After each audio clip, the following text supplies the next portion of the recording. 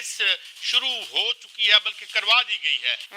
اب بھارت 1,00,000 کروڑ روپے کا اسلحہ خرید رہا ہے, اور نہ صرف یہ بلکہ اب اس نے یہ دعویٰ کیا ہے کہ وہ بنکر بسٹر بام جو ہیں جو ایران پہ برسائے گئے وہ بھی بنا رہا ہے. ظاہر ہے ہم ہی اس کا نشانہ ہے. مائی گاڈ 38 کے قریب جہاز ان کے ضائع ہوئے ہیں. یہ میں آپ کو بریکنگ نیوز کیا بات کر رہے ہیں؟ انڈیا کے جی 38 جہاز بالکل. لیکن جنرل صاحب جو بھارت ہے وہ تو اپنا اسلحہ کی دوڑ میں لگا ہوا ہے, اسلحہ خرید بھی رہا ہے, 1,00,000 کروڑ کا اسلحہ خرید رہا ہے, لیکن بنکر بسٹر جو بم جو ہے وہ بنا رہا ہے وہ کیوں بنا رہا ہے؟ کیونکہ وہ تو نیوکلیر سائٹس جو ہیں اس کو برست کرنے کے لیے یا اس کو تباہ کرنے کے لیے ہوتے ہیں. توبہ استغفار, توبہ توبہ توبہ, خدا مجھے معاف کرے.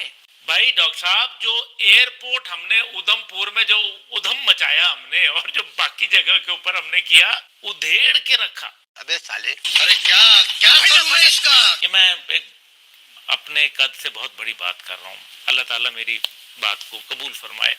لگ ویسے ایسی رہے. تباہ برباد کر دیا. یس سر, چلے. اپنے قد سے بہت بڑی بات کر رہا ہوں, اللہ تعالیٰ میری بات کو قبول فرمائے. لگ ویسے ایسی رہے کہ ایک نیا ورلڈ آرڈر کریٹ ہوا. بنیاد و مرصوص کے بعد جو انڈو پیسیفک ریجن تھا, جس کا چودھری جو تھا, جس کا جو تھانے دار تھا, وہ بھارت کو بنایا جا رہا تھا, بنا دیا گیا تھا. پاکستان نے اس کو روایتی جنگ میں جو ہے وہ ہرایا. نیوکلیر کو تو بات کی بات ہے, آپ کو روایتی جنگ میں مطلب وہ ماری ہے. بس میں آپ کو 38 کے قریب جہاز ان کے ضائع ہوئے ہیں. یہ میں آپ کو بریکنگ نیوز دے. انڈیا کے جی 38 جہاز بالکل. آئے نا میرے ساتھ کوئی انڈین بیٹھ جائے, میں بات کروں گا. میں ابھی پاکستان 5 اور 6 جہازوں کی بات کرتا ہے. یہ وہ جہاز ہیں جن کا ہم پورا ریکارڈ دکھا سکتے ہیں پوری دنیا کے اندر ہیں. 38 بھائی ڈاکٹر صاحب جو ایئرپورٹ ہم نے ادھم پور میں جو ادھم مچایا ہم نے, اور جو باقی جگہ کے اوپر ہم نے کیا ادھیڑ کے رکھا. تو جو جہاز تھے وہ زمین پہ ہی تھے نا. کہاں تھے؟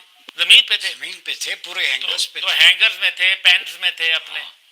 تو ان کو کوئی نقصان نہیں پہنچا. حضور والا یہ کرے نا, انڈین کو پوچھیں اسے کہ ابھی جو چیخیں یہی ہیں, اور یہ چیخیں تبھی تو بلند ہوئی ہیں. اور یہ اسرائیل کو جو نقصان پہنچا, اسرائیل نے جو اس کی چیخو پکار, اس کا علمان تھا, سینکڑوں لوگ مرے ہیں اسرائیل میں, سینکڑوں جہنم واصل ہوئے ہیں.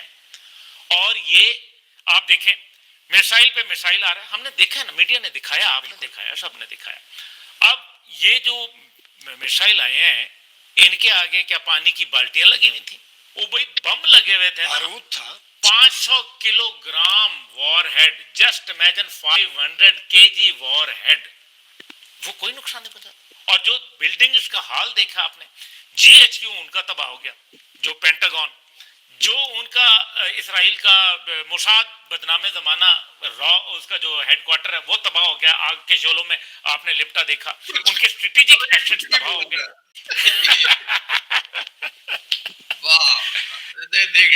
کون جاتا ہے. یہ میں شروع دن سے کہتا رہا کہ ٹیکنالوجی ہوا کی طرح ہوتی ہے.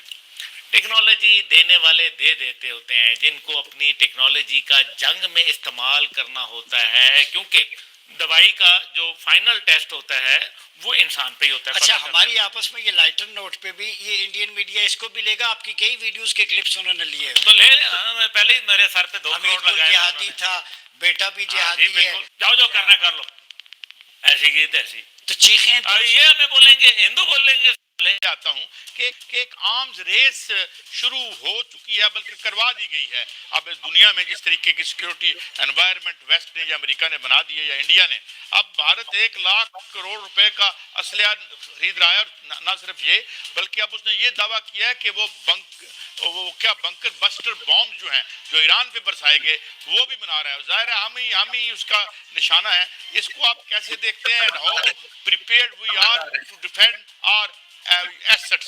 جنرل صاحب جی دیکھیے قائد صاحب, اس کو میں اس طرح سے دیکھتا ہوں کہ میں تو پہلے دن سے یہ کہہ رہا ہوں جی, اور بہت عرصے سے یہ کہہ رہا ہوں کہ وہ پاکستان کو ایک اور ایک جنگ کی صورت کی طرف ضرور لے جانا چاہے گا جی.